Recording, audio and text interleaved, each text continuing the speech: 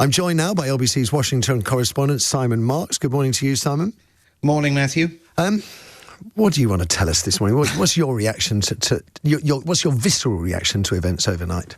Well, I mean, I think the realization that we all now have that Donald Trump, as late as Thursday of last week, was bluffing, and that the madman theory, in these competing personalities between Donald Trump has won out over the man who on Thursday night appeared to be engaged in a decision to run out the clock, kick the ball into the long grass. He was going to give the Iranians up to another 2 weeks to continue negotiations. It is now apparent that all of that was a bluff, and that the decision that he has made is not dissimilar to some of the decisions that Richard Nixon was making in the Vietnam campaign back in the early 1970s, when he embraced this kind of madman theory and was determined to make sure that his opponents at the time, the North Vietnamese, were constantly wondering what he was going to do. Was he really capable of the kind of massive non-nuclear strike that President Trump, in this case,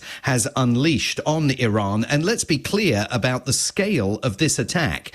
In Fordo alone, that was the uranium enrichment facility buried deep in Iran's mountains, they dropped a dozen of the 30,000-pound bunker-busting bombs from B-2s that flew over that site while we were sleeping overnight here in the UK. A dozen bunker-busting bombs. So when the president took to the microphones at the White House, flanked as he was by Vice President J.D. Vance, Secretary of State Marco Rubio, and Defense Secretary Pete Hegseth, he was absolutely clear that he had succeeded in obliterating Iran's nuclear facilities. Take a listen to what he said. Our objective was the destruction of Iran's nuclear enrichment capacity and a stop to the nuclear threat posed by the world's #1 state sponsor of terror. Tonight, I can report to the world that the strikes were a spectacular military success. And he also made it clear that there is no daylight whatsoever between him and Israel and its prime minister. I want to thank and congratulate Prime Minister Bibi Netanyahu. We worked as a team like perhaps no team has ever worked before. And we've gone a long way to erasing this horrible threat to Israel. I want to thank the Israeli military for the wonderful job they've done.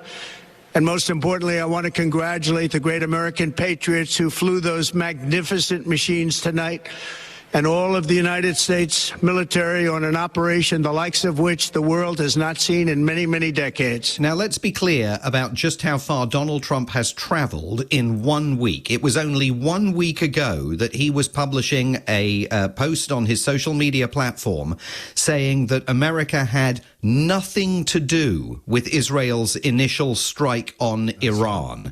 Then, of course, he went to the G7 summit, grudgingly agreed to sign that declaration calling for de-escalation in Iran, but then flounced out of the G7 summit early, saying that he needed to get back to Washington in order to avail himself of the secure facilities that, of course, he enjoys at the White House. That then sort of stoked the idea that maybe he was thinking of engaging militarily. Then we spent several days in which the president was being assailed by some supporters of his America First agenda, including people like Tucker Carlson, former Congresswoman Marjorie Taylor Greene, the influencer Candace Owens, all of them saying, please do not go ahead with this assault. Remember that you were the president who in your inauguration back in January said that you wanted to be remembered for the wars that you didn't start.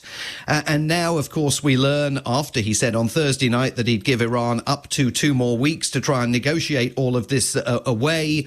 Now we learn that he was planning this strike on Iran's nuclear facilities all along. And the questions this morning, Matthew, for the Prime Minister, who on Wednesday of last week told reporters in Kananaskis in Canada that he had sat next to Donald Trump at dinner the previous night and was convinced that Donald Trump believed in de-escalation. Blindsided, wasn't it? That's the guy from the Telegraph said. And that's a damning observation from the Telegraph there, that Keir Starmer was completely blindsided, and that might explain why so many of you appear so unimpressed by his comments this morning. Simon Marks, thank you.